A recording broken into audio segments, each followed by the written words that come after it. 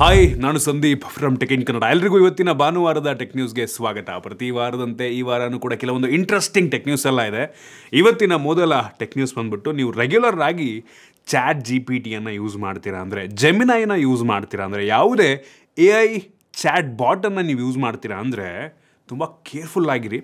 ಫ್ಯೂಚರ್ನಲ್ಲಿ ನೀವೇನಾದರೂ ಲೀಗಲ್ ಇಶ್ಯೂಗೆ ಏನಾದರೂ ಸಿಗಾಕೊಂಡ್ರೆ ಕೋರ್ಟು ನಿಮ್ಮ ಚಾಟ್ GPT ಹಿಸ್ಟ್ರಿಯನ್ನು ನೋಡಿ ನಿಮ್ಮನ್ನು ಕನ್ವಿಕ್ಟ್ ಮಾಡಬಹುದು. ಕೆಲವೊಂದು ಟೈಮು ನಮ್ಮ ಪರ್ಸ್ನಲ್ ಡೀಟೇಲ್ ಎಲ್ಲನೂ ಕೂಡ ನಾವು ಚಾಟ್ GPTಗೆ ಹಾಕ್ತಾ ಇರ್ತೀವಿ. ಕೆಲವೊಂದು ಟೈಮ್ ಪ್ರಶ್ನೆನ ಕೇಳ್ತಾ ಇರ್ತೀವಿ, ನಮ್ಮ ಪರ್ಸ್ನಲ್ ಇನ್ಫಾರ್ಮೇಷನ್ ಎಲ್ಲದನ್ನು ಕೂಡ ಚಾಟ್ GPTಗೆ ಶೇರ್ ಮಾಡ್ತಾ ಇರ್ತೀವಿ, ಆಯಿತಾ? ಸೊ ನೆಕ್ಸ್ಟಿಂದ ತುಂಬ ಕೇರ್ಫುಲ್ ಆಗಿರಿ ಈ ಚಾಟ್ GPT ಹತ್ರ ಏನನ್ನ ಶೇರ್ ಮಾಡ್ತೀರಾ ಅಂತ. ನೋಡಿ, ನಮ್ಮ ದೇಶದಲ್ಲಿ ಹೆಂಗಪ್ಪ ಅಂದರೆ ಪ್ರೈವಸಿ ಅನ್ನುವಂಥದ್ದು ಯಾರಿಗೂ ಇಲ್ಲ. ಅದನ್ನೆಲ್ಲ ಮರ್ತ್ಬಿಡ್ಬೇಕು ನಾವು. ಯಾವುದೇ ಒಂದು ಕಂಪನಿ ನಮ್ಮ ದೇಶದಲ್ಲಿ ಕೆಲಸ ಮಾಡಬೇಕು ಅಂದರೆ IT ರೂಲ್ನ ಪ್ರಕಾರ ಗೌರ್ಮೆಂಟ್ನವ್ರು ಕೇಳಿದಾಗೆಲ್ಲ ಈ ಪ್ರೈವೇಟ್ ಕಂಪ್ನಿಗಳು ಅವರ ಯೂಸರ್ ಡಾಟಾವನ್ನು ಗೌರ್ಮೆಂಟ್ ಹತ್ರ ಶೇರ್ ಮಾಡಬೇಕಾಗುತ್ತೆ.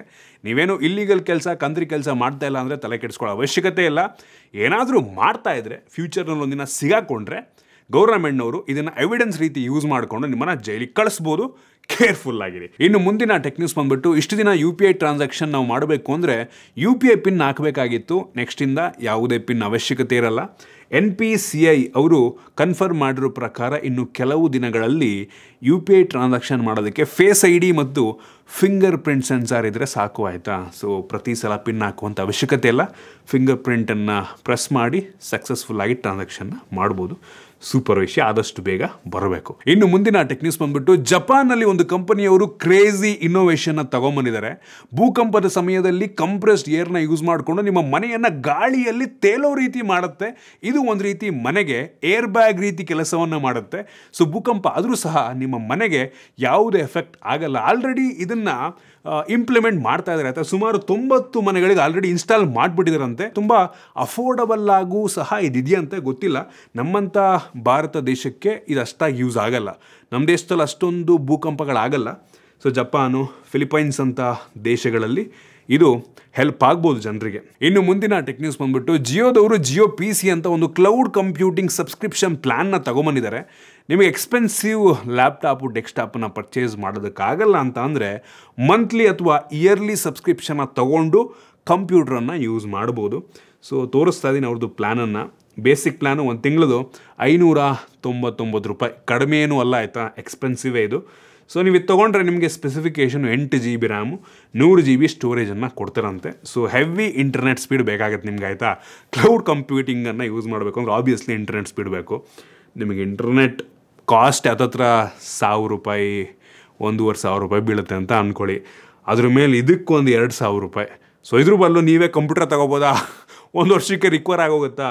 ಅರ್ಥನೇ ಆಗಲಿಲ್ಲ ಏನಕ್ಕೆ ಈ ಪ್ಲ್ಯಾನ್ ತೊಗೊಂಬಂದಿದ್ದಾರೆ ಅಂತ. ಮೋಸ್ಟ್ಲಿ ಗೇಮಿಂಗು ಅದೆಲ್ಲ ಆಡೋರಿಗೆ, ಹೆವಿ ಪವರ್ಫುಲ್ ಆಗಿರುವಂಥ ಕಂಪ್ಯೂಟರ್ ಪವರ್ ಬೇಕು ಅನ್ನೋರಿಗೆ, ಕ್ಲೌಡಲ್ಲಿ ಎಡಿಟಿಂಗ್ ಮಾಡೋರಿಗೆ, ಕ್ಲೌಡಲ್ಲಿ ಗೇಮ್ ಆಡೋರು ನಂಗೆ ಅನ್ನಿಸ್ತಂಗೆ ಅದು ಹೆಲ್ಪ್ ಆಗ್ಬೋದೇನೋ. ನಾರ್ಮಲ್ ಜನಗಳಿಗೆ ಹೆಲ್ಪ್ ಆಗೋದು ಡೌಟ್ ನಂಗೆ ಅನ್ನಿಸ್ತಂಗೆ. ಇನ್ನು ಮುಂದಿನ ಟೆಕ್ ನ್ಯೂಸ್ ಬಂದ್ಬಿಟ್ಟು, ರಿಪೋರ್ಟ್ನ ಪ್ರಕಾರ ಆಪಲ್ನವರು 2007ನೇ ಇಸ್ವಿಯಲ್ಲಿ ಏನು ಮೊದಲ ಐಫೋನ್ ಏನು ಲಾಂಚ್ ಮಾಡಿದ್ರು ಅಲ್ಲಿಂದ ಇಲ್ಲಿಯವರೆಗೆ ಸುಮಾರು 300 ಕೋಟಿ ಐಫೋನ್ಗಳನ್ನು ಸೇಲ್ ಮಾಡಿದಾರಂತೆ. 300 ಕೋಟಿ, ಯಪ್ಪ ದೇವ್ರೆ, 300 ಕೋಟಿ!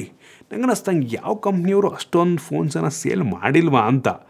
ಬಟ್ ಸ್ಟಿಲ್ 300 ಕೋಟಿ, ಬರೀ ₹1000 ಅದರಲ್ಲಿ ಪ್ರಾಫಿಟ್ ಇಟ್ಟರು ಸಹ ಎಷ್ಟು ದುಡ್ಡಾಯಿತು ಗುರು. ಯಪ್ಪ, ಆಪಲ್ನವರು ಕಡಿಮೆ ದುಡ್ಡು ಮಾಡಿಲ್ಲ ಬರೀ ಐಫೋನಿಂದ. 300 ಕೋಟಿ, ಯಪ್ಪ! ಯೋಚನೆ ಮಾಡಿಕೊಂಡ್ರೆ ಅಮೆರಿಕ ನಂಗೆ ಅನ್ನಿಸ್ತಂಗೆ ನಡೀತಾ ಇರೋದು ಈ ಆಪಲ್ ಕಂಪ್ನಿಯಿಂದನ ಅಂತ ಅನ್ನಿಸ್ಬಿಡುತ್ತೆ, ಅಷ್ಟು ದುಡ್ಡು ಮಾಡ್ತವ್ರಲ್ಲ ಅಂತ. ಇನ್ನು ಮುಂದಿನ ಟೆಕ್ ನ್ಯೂಸ್ ಬಂದ್ಬಿಟ್ಟು, ಮೆಟಾ ಫೇಸ್ಬುಕ್ ಫೌಂಡರ್ ಆಗಿರುವಂಥ ಮಾರ್ಕ್ ಝಕರ್ಬರ್ಗ್ ಅವರು ಹೇಳಿರೋ ಪ್ರಕಾರ, ಫ್ಯೂಚರ್ನಲ್ಲಿ ನೀವೇನಾದರೂ AI ಗ್ಲಾಸನ್ನು ಯೂಸ್ ಮಾಡಿಲ್ಲ ಅಂತ ಅಂದರೆ ನೀವು ಇರ್ರೆಲೆವೆಂಟ್ ಆಗಿ ಹೋಗ್ತೀರಾ, ನೀವು ತುಂಬ ಹಿಂದೆ ಉಳ್ಕೊಂಡ್ಬಿಡ್ತೀರಾ. ಪ್ರತಿಯೊಬ್ಬರು ಕೂಡ ಈ AI ಗ್ಲಾಸನ್ನು ಯೂಸ್ ಮಾಡಬೇಕಾಗತ್ತೆ ಅಂತ ಹೇಳ್ತಾ ಇದ್ದಾರೆ. ಗೊತ್ತಿಲ್ಲ ಫ್ಯೂಚರ್ನಲ್ಲಿ ಅದಾದರೂ ಆಗಬಹುದೇನೋ. ಅದಿಲ್ಲ ಅಂತ ಅಂದರೆ ನೆಕ್ಸ್ಟಿಂದ ನೀವು ಏರೋಪ್ಲೇನ್ ಹತ್ತಂಗಿಲ್ಲ ಅಥವಾ ಕೆಲವೊಂದು ಗೌರ್ಮೆಂಟ್ ಸರ್ವಿಸಸ್ ನಿಮಗೆ ಸಿಗಲ್ಲ ಅನ್ನೋ ರೀತಿ ಬಂದರೂ ಬರ್ಬೋದೇನೋ, ಯಾರಿಗೆ ಗೊತ್ತು. ಅಷ್ಟು ಬೇಗ ಈ ಒಂದು AI ಅಡ್ವಾನ್ಸ್ ಆಗ್ತಾ ಇದೆ. ಇನ್ನು ಮುಂದಿನ ಟೆಕ್ ನ್ಯೂಸ್ ಬಂದ್ಬಿಟ್ಟು, ನೆಕ್ಸ್ಟ್ ಏನು iPhone 17 ಸೀರೀಸ್ ಲಾಂಚ್ ಆಗುತ್ತೆ ಅದು ಸ್ವಲ್ಪ ಎಕ್ಸ್ಪೆನ್ಸಿವ್ ಆಗಬಹುದು ಅಂತ ಹೇಳೋದಾಗ್ತಾ ಇದೆ. ಗೊತ್ತಿಲ್ಲ ನಮ್ಮ ದೇಶದಲ್ಲೂ ಕೂಡ ಎಕ್ಸ್ಪೆನ್ಸಿವ್ ಆಗುತ್ತಾ ಅಂತ. ಏನಕ್ಕೆ ನಮ್ಮ ದೇಶದಲ್ಲಿ ಆಲ್ರೆಡಿ ಎಕ್ಸ್ಪೆನ್ಸಿವ್. ಬಟ್ ಬೇರೆ ದೇಶಗಳಲ್ಲಿ ಸುಮಾರು $50, $4,000 to $5,000 ಬೆಲೆ ಜಾಸ್ತಿ ಆಗುತ್ತೆ. ಟ್ರಂಪ್ ಅವ್ರು ಹೇಳೋ ಪ್ರಕಾರ ನಮ್ಮ ದೇಶದಿಂದ ಮೆಜಾರಿಟಿ ಐಫೋನ್ಗಳು ಎಕ್ಸ್ಪೋರ್ಟ್ ಆಗ್ತಾಯಿದೆ ಆಯಿತಾ. ಸೊ ಅಮೆರಿಕಾಗೆಲ್ಲ. ಸೊ ಅದರಿಂದ ಟ್ಯಾರಿಫ್ ಸ್ವಲ್ಪ ಜಾಸ್ತಿ ಇರೋದ್ರಿಂದ ಅಮೆರಿಕನ್ಸ್ಗಳಿಗೆ ಐಫೋನ್ ಬೆಲೆ ಸ್ವಲ್ಪ ಜಾಸ್ತಿ ಆಗ್ಬೋದು ಅಂತ ಅನಿಸುತ್ತೆ. ನಮ್ಮ ದೇಶಕ್ಕೆ ಅಷ್ಟಾಗಿ ಎಫೆಕ್ಟ್ ಮಾಡಲ್ಲ ಅಂತ ಕಾಣುತ್ತೆ. ನೋಡೋಣ ಲಾಂಚಿಂಗ್ ಟೈಮಲ್ಲಿ ಕಡಿಮೆಗೆ ಲಾಂಚ್ ಆಗುತ್ತಾ ಜಾಸ್ತಿಗೆ ಲಾಂಚ್ ಆಗುತ್ತಾ ಗೊತ್ತಾಗುತ್ತೆ. ಇನ್ನು ಮುಂದಿನ ಟೆಕ್ ನ್ಯೂಸ್ ಬಂದುಬಿಟ್ಟು ಮೆಟಾದವರು ಅಂದರೆ ಫೇಸ್ಬುಕ್ನವರು ಒಂದು ಸ್ಮಾರ್ಟ್ ವಾಚನ್ನು ತೊಗೊಂಬರ್ತಾ ಇದ್ದಾರೆ. ಸೆಪ್ಟೆಂಬರ್ 2025 ಇನ್ನೊಂದು 2 ತಿಂಗಳಲ್ಲಿ ಈ ಒಂದು ಸ್ಮಾರ್ಟ್ ವಾಚ್ ಲಾಂಚ್ ಆಗುತ್ತೆ. ಇದರಲ್ಲಿ ಯಾವ ಓ ಎಸ್ ಇರುತ್ತೆ ಅಂತ ಗೊತ್ತಿಲ್ಲ. ಮೋಸ್ಟ್ಲಿ ಅವ್ರದ್ದೇ ಮೆಟಾ ಓ ಎಸ್ ಅವ್ರದ್ದೇ ಓ ಎಸ್ ಇರುತ್ತಾ ಅಥವಾ ವೇರ್ ಓ ಎಸ್ ಇರುತ್ತಾ ಗೊತ್ತಿಲ್ಲ. ಅದರಲ್ಲಿ ಕ್ಯಾಮ್ರಾ ಇರುತ್ತಂತೆ ಒಟ್ಟಿಗೆ. ನಂಗೆ ಅನ್ನಿಸ್ದಂಗೆ ಇದೊಂದು AI ಸ್ಮಾರ್ಟ್ ವಾಚ್ ಆಗಬಹುದು ಅಂತ ಕಾಣುತ್ತೆ. ಇನ್ನು ಮುಂದಿನ ಟೆಕ್ ನ್ಯೂಸ್ ಬಂದುಬಿಟ್ಟು ಸ್ಟಾರ್ಲಿಂಕ್ ಅವರು ನಮ್ಮ ದೇಶಕ್ಕೆ ಇನ್ನು ಕೆಲವು ದಿನಗಳಲ್ಲಿ ಬರ್ತಾರೆ ಆಯಿತಾ. $3,000 ಮಂತ್ಲಿ ಪ್ಲ್ಯಾನ್ ಅಂತೆ ಮತ್ತು ಲಿಮಿಟೆಡ್ ಯೂಸರ್ಸ್ಗಳಿಗೆ ಮಾತ್ರ ಇದು ಆ್ಯಕ್ಸಸ್ ಇರುತ್ತೆ. 20 ಲಕ್ಷ ಜನ ಮಾತ್ರ ನಮ್ಮ ದೇಶದಲ್ಲಿ ಈ ಒಂದು ಸ್ಟಾರ್ಲಿಂಕ್ ಸಬ್ಸ್ಕ್ರಿಪ್ಷನ್ನ ತೊಗೊಳಕ್ಕೆ ಸಾಧ್ಯ. ಸೊ ಬಂದ ತಕ್ಷಣ ಆದಷ್ಟು ಬೇಗ ಯಾರು ತೊಗೋತಾರೋ ಅವ್ರಿಗೆ ಮಾತ್ರ. ಏನಕ್ಕೆ ಅಂದರೆ ಈ ಸ್ಟಾರ್ಲಿಂಕ್ ಸ್ಯಾಟಲೈಟ್ಗಳಿದಾವಲ್ವ ಅವಕ್ಕೆ ಒಂದು ಲಿಮಿಟ್ ಇರುತ್ತೆ ಆಯಿತಾ. ಎಲ್ರಿಗೂ ಕೊಡ್ತಾ ಹೋದರೆ ಸ್ಪೀಡ್ ಯಾರಿಗೂ ಸಿಗೋಲ್ಲ, ಆ ರೀತಿ ಆಗಿಬಿಡುತ್ತೆ. ಸೊ ಒಂದು ಲಿಮಿಟ್ ಇಟ್ಕೊಂಬಿಟ್ಟು ಇಷ್ಟು ಜನಕ್ಕೆ ಮಾತ್ರ ನಾವು ಸಬ್ಸ್ಕ್ರಿಪ್ಷನ್ ಕೊಡ್ತೀವಿ ಅಂತ ಬಂದಿದ್ದಾರೆ. 20 ಲಕ್ಷ ಕಡಿಮೆ ನಂಬರ್ ಅಲ್ಲ ಆಯಿತಾ. ನಂಗೆ ಅನ್ನಿಸ್ದಂಗೆ ಯಾರೋ ತಗೊಳ್ಳೋದು ಡೌಟೇ 20 ಲಕ್ಷ ಜನ. ಏನಕ್ಕೆ ಅಂದರೆ ಅವ್ರದ್ದು ಇನಿಷಿಯಲ್ ಏನು ಆ ಡಿವೈಸ್ಗೆ ಕಾಸ್ಟ್ ಇರುತ್ತೆ ಅದು ಸ್ವಲ್ಪ ಜಾಸ್ತಿ ಆಗುತ್ತೆ. 30,000 ಆಗುತ್ತೆ ನಂಗೆ ಅನ್ನಿಸ್ದಂಗೆ. 25,000 ರಿಂದ 30,000 ಕೊಟ್ಬಿಟ್ಟು ನಾವು ಇನ್ಸ್ಟಾಲೇಷನ್ ಮಾಡಿಸ್ಕೋಬೇಕು. ಆಮೇಲೆ ಮಂತ್ಲಿ $3,000 ಅಷ್ಟು ಸಬ್ಸ್ಕ್ರಿಪ್ಷನ್ ಆಗಲ್ಲ. ಬಟ್ ಸ್ಟಿಲ್ ಕ್ಯಾಪನ್ನು 20 ಲಕ್ಷಕ್ಕೆ ಇಟ್ಟಿದ್ದಾರೆ. ನಾನಂತೂ ನಿಮಗೋಸ್ಕರ ವಿಡಿಯೋ ಮಾಡೋದಕ್ಕೆ 100% ನಾನು ಇನ್ಸ್ಟಾಲೇಷನ್ನ ಮಾಡಿಸ್ಕೋತೀನಿ. ನೋಡೋಣ ಯಾವಾಗ ಬರುತ್ತೆ ಅಂತ. ಇನ್ನು ಮುಂದಿನ ಟೆಕ್ ನ್ಯೂಸ್ ಬಂದ್ಬಿಟ್ಟು ರಿಪೋರ್ಟ್ನ ಪ್ರಕಾರ ಅಮೆರಿಕಾದಲ್ಲಿ 3 ಫೋನ್ ಸೇಲ್ ಆದರೆ ಅದರಲ್ಲಿ ಒಂದು ಫೋನು ನಮ್ಮ ಮೇಡ್ ಇನ್ ಇಂಡಿಯಾ ಫೋನ್ ಆಗಿರುತ್ತಂತೆ. ಅದು ಐಫೋನ್ ಆಗಿರ್ಬೋದು, ಆಂಡ್ರಾಯ್ಡ್ ಆಗಿರ್ಬೋದು. 3ರಲ್ಲಿ ಒಂದು ಫೋನು ನಮ್ಮ ದೇಶದಲ್ಲಿ ಮ್ಯಾನುಫ್ಯಾಕ್ಚರ್ ಆಗಿರುವಂಥ ಫೋನ್ ಅಂತೆ. ಸೊ ಚೈನಾದು ಶೇರು ಅದರಲ್ಲಿ ಡಿಕ್ಲೈನ್ ಆಗ್ತದೆ ಅಂತೆ. ಒಂದು ಒಳ್ಳೆಯ ವಿಷಯ. ನಮ್ಮ ದೇಶದಲ್ಲಿ ಮ್ಯಾನುಫ್ಯಾಕ್ಚರ್ ಆಗ್ತಾಯಿದೆ ಅಂದರೆ ಅಸೆಂಬ್ಲಿ ಆಗ್ತದೆ, ಅದರಿಂದ ನಮ್ಮ ದೇಶದ ಜನಕ್ಕೆ ಕೆಲಸ ಸಿಗ್ತದೆ. ಒಳ್ಳೆಯ ವಿಷಯ. ಇನ್ನು ಮುಂದಿನ ಟೆಕ್ ನ್ಯೂಸ್ ಬಂದುಬಿಟ್ಟು ಟೆಸ್ಲಾದವರು ಸ್ಯಾಮ್ಸಂಗ್ ಅವ್ರ ಜೊತೆ ಒಂದು ಚಿಪ್ ಸಪ್ಲೈಗೆ ಡೀಲ್ನ ಮಾಡ್ಕೊಂಡಿದ್ದಾರೆ. ಸುಮಾರು $16.5 ಬಿಲಿಯನ್ ಬೆಲೆ ಬಾಳುವಂಥ ಡೀಲು. 2033ನೇ ಇಸ್ವಿ ತನಕ ಸ್ಯಾಮ್ಸಂಗ್ ಅವರು ಟೆಸ್ಲಾಗೆ ಚಿಪ್ಪನ್ನು ಸಪ್ಲೈ ಮಾಡ್ತಾರೆ.